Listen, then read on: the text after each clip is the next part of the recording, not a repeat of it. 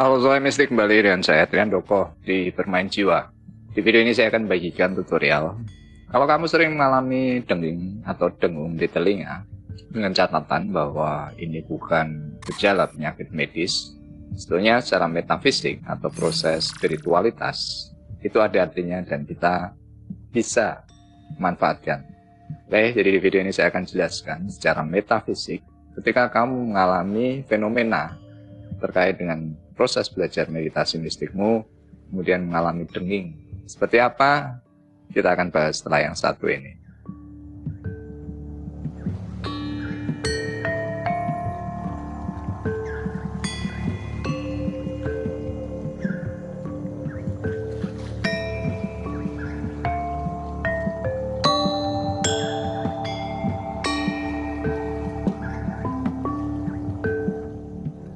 Oke, sebelum kita membahas lebih jauh, saya akan berikan disclaimer atau penafian medis. Jadi, kalau kita mengalami penyakit yang sifatnya fisik atau bisa dideteksi secara medis, biasanya simptom atau gejalanya itu terlokalisir. Artinya kalau kamu sakit kepala ya, hanya di kepala saja. Kemudian dia tidak berpindah-pindah. Kemudian hal yang berikutnya, ini menetap atau ada semacam grafik gejala itu yang bisa diikuti.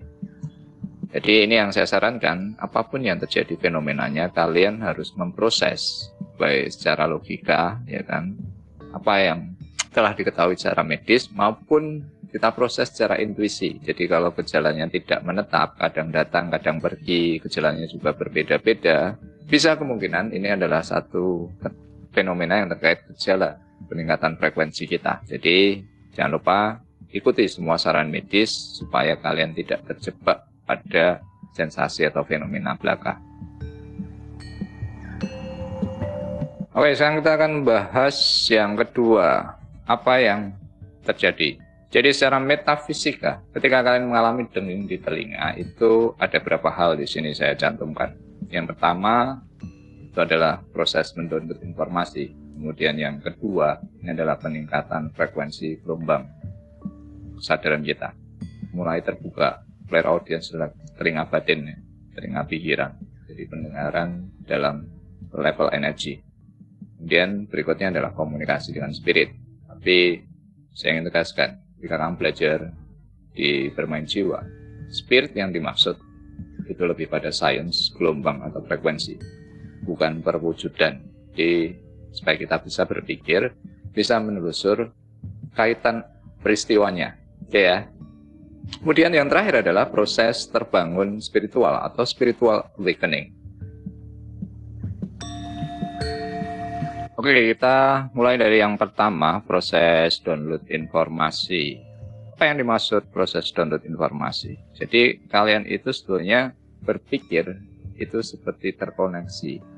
Maka saya sering mengatakan, membagikan cerita tentang channeling. Jadi informasi dalam bentuk energi yang terkoneksi dengan kesadaran. Seperti Tesla katakan bahwa segala idenya itu bersumber dari satu bidang energi atau istilah yang sama dalam Tuhan. Ini yang saya katakan gaib dalam wujud gelombang.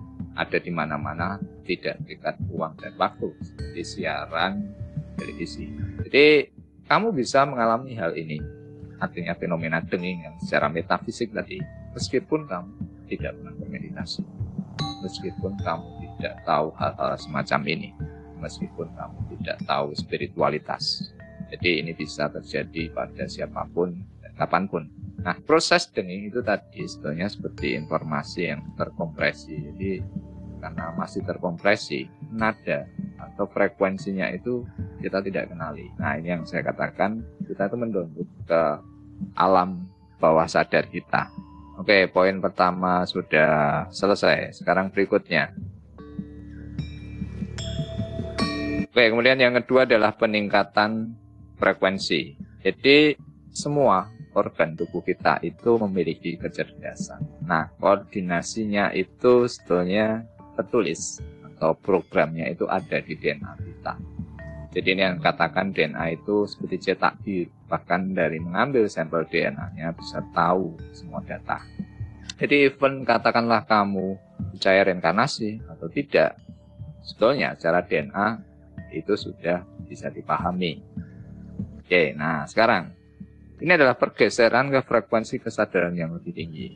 Jadi intuisi ini adalah satu fitur bawaan selain kekuatan logika kita. Jadi ini yang kita katakan ketika kamu mengalami pergeseran, itu kamu mengalami gejala-gejala mengikuti karakteristik intuisimu itu bekerja. Ya, ini yang disebut sebagai bentuk percikan pengetahuan, peningkatan kesadaran. Kalau kamu lihat aktivitas otak, itu sebenarnya hanya percikan-percikan sinyal elektrik dari neuron. Jadi yang kita pahami dari spiritualitas, yang dari sisi sains, otak itu bukan tentang wujudnya, tapi tentang percikan-percikan tadi. Jadi ini yang membuat banyak anomali. Sebetulnya letak informasinya di mana? Karena ya tadi yang saya katakan, secara mistik kita percaya bahwa pikiran itu bersumber dari sesuatu di luar diri kita. Ini sebabnya saya katakan, kalau kamu memiliki pikiran, kenapa kamu tidak bisa mengendalikan pikiranmu? Jadi kamu ini produk pikiran atau kamu pemilik pikiran itu sendiri.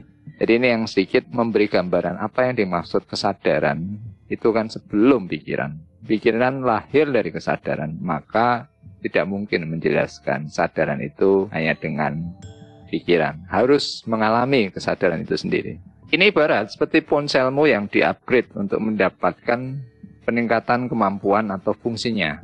Ya, jadi logika sederhana. Kemudian hal yang lain adalah penyelarasan dengan resonansi Schumann. Nah, ini yang ditemukan oleh Schumann bahwa bumi kita itu sendiri itu mempunyai detak jantung atau getaran. Artinya ini terkait dengan detak jantung kita. Padahal detak jantung kita terkait dengan kemampuan atau fungsi kerja pikiran kita. Nah, apa yang dialami sekarang ketika banyak guncangan, itu sebetulnya masa transisi, pergeseran dimensi kesadaran. Kalau dalam ajaran agama barat ya, agama samawi, ini yang dikatakan semacam dipisahkan antara yang baik dan yang buruk. Prosesnya sebetulnya hanya dengan hal-hal semacam ini. Maka radikal ya kan, radikal itu bisa baik, bisa buruk. Ini semua adalah bentuk bagaimana mekanisme kesadaran itu disimulasikan. Nah, selain itu kalau kita belajar tentang kosmologi ya, astrologi, bumi kita itu memang bergerak mendekati pusat atau matahari, pusat galaksi kita. Artinya seperti kita mendengar suara kalau dari kejauhan, semakin kita mendekat, semakin keras. Nah, kerasnya ini sendiri kan adalah getaran. Tentunya pengaruhnya juga berbeda, mendengar dari jauh dan mendengar lebih dekat. Kemudian berikutnya adalah kemampuan clairaudience mulai terbuka. Jadi ini saya tulis di sini. Clairaudience adalah telinga rohani. Jadi kemampuan clairaudience kita yang meningkat tadi seperti dikalibrasi ulang. Tadinya hanya mendengar sebagian kecil, kemudian semakin mendengar banyak informasi tanpa batas. Oke, yang berikutnya adalah komunikasi dengan spirit. Jadi pada intinya, ada kan dari kalian yang sering berikan komentar, melihat angka kembar berulang-ulang.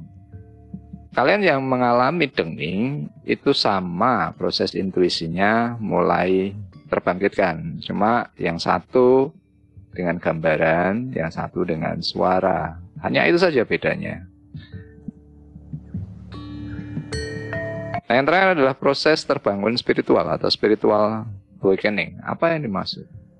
Jadi dimensi kesadaran kita itu kan terdiri dari dua. Kesadaran yang eksis dalam wujud materi, fisik kita ini, yang bisa mengalami kematian. Dan kesadaran dalam wujud gelombang, yang tidak terikat ruang dan waktu, yang tidak mengalami kematian. Nah, dengan proses ini kalian ditunjukkan siapa sebenarnya diri kalian. Ini tentang jati diri, ini tentang kesejatian. Oke, kemudian yang berikutnya adalah bentuk suara. Jadi ada variasi terkait kemunculan denging ini tadi. Karena kalau yang dikatakan proses metafisik atau koneksi secara intuitif, itu juga bisa dalam nada rendah, seperti berdengung. Kemudian juga bisa seperti suara gemuruh. Bisa juga seperti suara jangkrik halus. Ya, jadi kalian perhatikan bentuk-bentuknya yang tidak wajar. Nah, biasanya mungkin saja muncul, tapi tidak saya tuliskan di sini. Bisikan halus, ini juga bisa. Kemudian sunyi dalam arti seperti kalau kalian sedang mendengarkan musik, kemudian kalau zaman dulu ya ada pitanya itu yang dihapus seketika menjadi sunyi. Nah, ini adalah bentuk-bentuk suara yang sifatnya koneksi secara intuitif. Kemudian berikutnya adalah perbedaan telinga kiri dan kanan. Jadi ini tidak baku ya, setiap orang bisa berbeda. Kalau telinga kanan ini adalah bentuk komunikasi dengan arwah dalam arti garis leluhur. Oke. Kemudian secara spiritual itu dipercaya lebih positif. Kemudian kanan itu menerima unduhan informasi. Jadi semuanya memang unduhan, tapi unduhan dalam arti kaitan dengan arwah leluhur. Nah, bagaimana telinga kiri? Kalau telinga kiri, ini informasi dari pemandu roh atau malaikat pembimbing, sedulur papat, dan sebagainya. Berhubungan dengan hal yang duniawi, kehidupan fisik. Ini adalah bentuk peringatan atau pertanda. Jadi kadang dimensi spirit itu memberikan kita tanda-tanda supaya kita bersiap-siap, bukan menakut-nakuti ya, tapi kita menjadi lebih aware, lebih waspada. Nah, di sini saya katakan adalah bentuk komunikasi seperti membunyikan bel. Artinya kalian tuh dicolek atau dibuat tarik perhatiannya untuk beralih ke sisi dalam dari diri kalian. Ini tentang spiritualitas.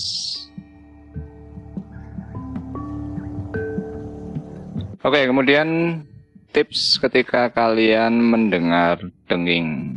Jadi setiap kali denging muncul, perhatikan telinga yang mana. Kemudian kalian buat catatan atau sekedar bagaimana mengingat, bisa pakai voice note, ya terserah apa saja. Kemudian apa yang muncul terlintas. Jadi di sini saya tulis kemungkinan apa yang muncul dalam pikiran atau dugaan. Kemudian itu tadi dalam bentuk pikiran. Bisa juga gambaran yang muncul sekilas, seketika. Kemudian kalau bentuknya clear audience, semacam suara. Suaranya seperti apa? Suara orang tua, suara orang yang kamu kenal, semacam itu. Kemudian nanti setelahnya, karena kamu berlatih ini tidak hanya sekali ya, terus-menerus, kamu evaluasi. Ketika tadi kamu sudah apa yang terjadi berikutnya? Supaya kalian berusaha lebih mengenal mekanisme kerja intuisinya. Kemudian karena tadi pertanda kanan kirinya itu tidak baku, sisi telinga dan kaitan peristiwa baik buruk itu kamu juga evaluasi. Karena setiap orang bisa beda. Sisi telinga dan keterkaitan antara sisi duniawi atau rohani. Nah, apa yang dimaksud duniawi atau rohani? Kalau yang duniawi terkait dengan peristiwa yang kamu alami dalam dimensi fisikmu. Kalau yang rohani itu seperti pemahaman, ya, seperti pelajaran secara mental. Kemudian berikutnya kita bahas penjelasan secara lebih ilmiah. Jadi fenomena ini terkait dengan lobus frontal. Nah, tadi saya sudah singgung di awal. Otak kita ini terdiri dari miliaran sel-sel saraf neuron. Jadi yang mekanisme kerjanya seperti percikan-percikan.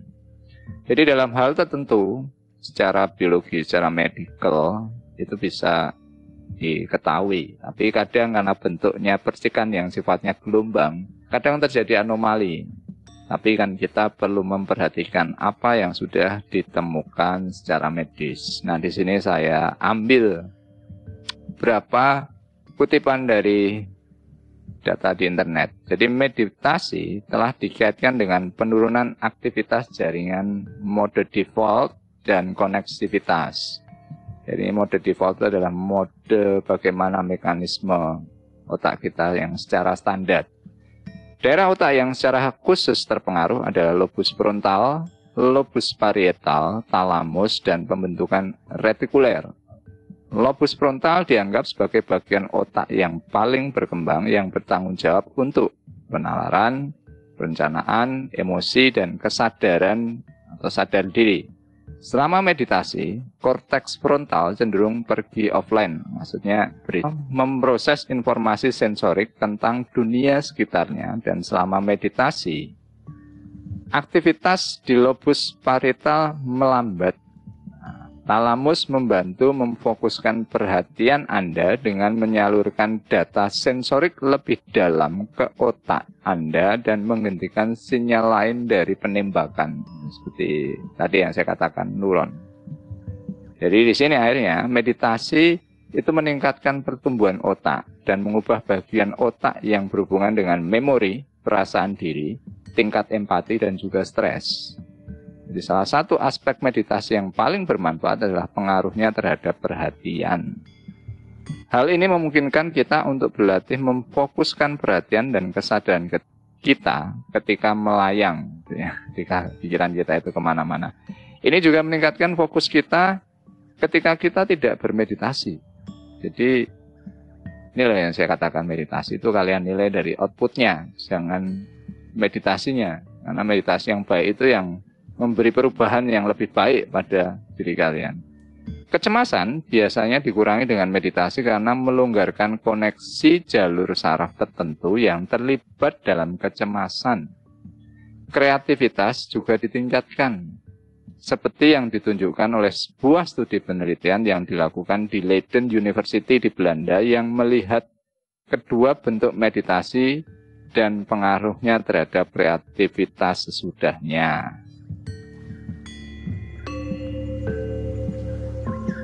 Oke, berikutnya adalah cara membaca dengan intuisi. Yang pertama kali, pastikan bukan gangguan medis.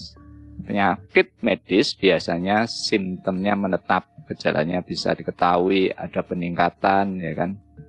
Kemudian lokasinya juga di situ-situ saja dan tidak berubah. Nah, yang pertama kali, berdoa untuk perlindungan. Jadi, doa itu adalah ungkapan kalian. Nyetel pertama kali frekuensinya. Dengan kalian meminta perlindungan, yang kalian wujudkan secara rasa kalian lebih tenang karena dalam lindungan. Bisa juga dengan visualisasi perisai cahaya terang, terserah caramu. Mau bayangkan cahaya terang masuk, kemudian membatasi dirimu seperti bola, nah, terserah. Ini bahasa-bahasa energi itu secara visual. Kemudian luangkan waktu sejenak untuk diam dan mengatur nafas. Oke, karena nafas itu adalah jembatan. Jembatan baik fungsi otak kiri dan kanan, juga jembatan terkait mekanisme tubuh secara keseluruhan. Style mode kesadaran menjadi lebih reseptif untuk mendengar. Jadi kamu lebih rileks, lebih memperhatikan, ya kan? Sinyal-sinyal apa yang muncul lewat gambaran, lewat pikiran, lewat suara, segalanya. Nah, kemudian cek apa yang kamu rasakan secara emosi. Apa kamu deg-degan? Apa kamu merasa ada suatu hal yang menarik kamu untuk beraktivitas? Apa? Perhatikan. Kemudian, apa kesan yang ditangkap? Positif atau negatif? Ini dari dugaannya, tapi bisa juga dari getaran.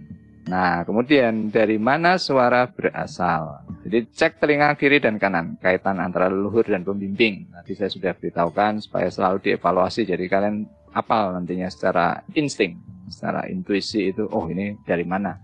Nah, jika kesan positif, luangkan waktu untuk bermeditasi. Kamu bisa tambahkan waktu meditasinya. Kalau tidak, ya nanti kamu program waktu malam hari untuk terkoneksi lagi dengan momen itu, bisa saja.